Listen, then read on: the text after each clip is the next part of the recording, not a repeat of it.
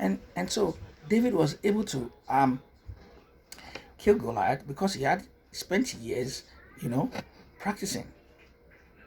But an important point must be noted that when David was about to go and meet with Saul, when they told him of what happened to what Goliath and the Philistines were doing, how they were taunting the Israeli army, David asked a very important question.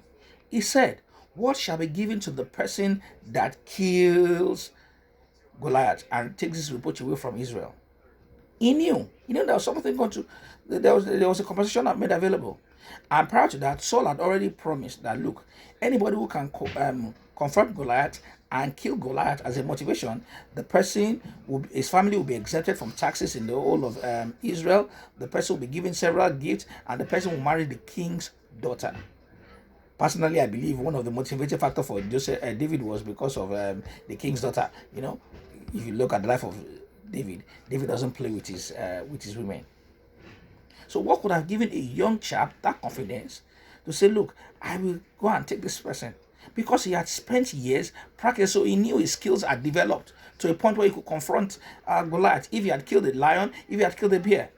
But before he went to confront Goliath, he asked for compensation because his skill had been developed. So he asked for compensation.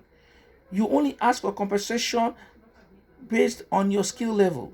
When he was being noticed for the first time, and when he was to serve in the court of Saul for the first time, he was not noticed. He was not even aware.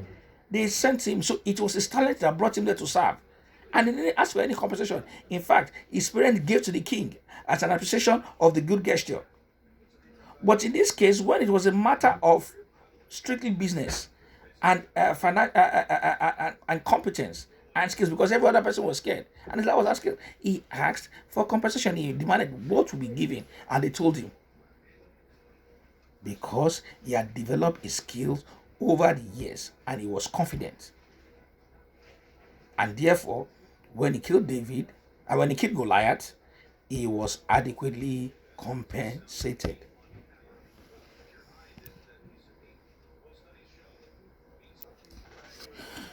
Yes, as I was saying, that Joseph requested compensation. I mean, David rather requested compensation when he got to a point that his skill set was demanded. And when that skill set had demonstrably um, fully matured, he just didn't ask for compensation when he was still a young person or when he was just straight trying to learn. It was when he had practiced and practiced and had used that skill set with great results that he could show, as it was witnessed by his killing of the bear and killing of the lion. And when another bigger challenge was brought before him, or an opportunity was presented to him to use his skill set, he asked for compensation. But when he was still unnoticed, that his talent was the one working for him, he could not even ask for compensation because he knew nothing about it. And so, with talent, you usually may not really be the one in charge. It is people who notice your talent and say, "Oh, let's give you a shot." Even if you notice it, people will say, "Okay, we recognize it, let's give you a shot." But when you have competently and confidently developed your skill to a certain level and you are sure of it, then you can ask for compensation.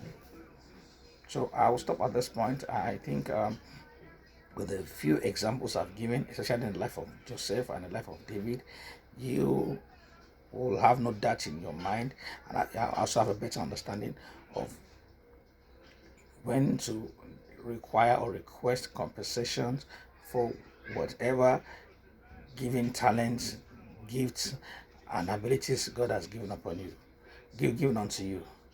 Please, again, your talent is just there to open up the door, not necessarily get you compensated. But your gift, the level of gift, but your skill set determines the level of compensation you get.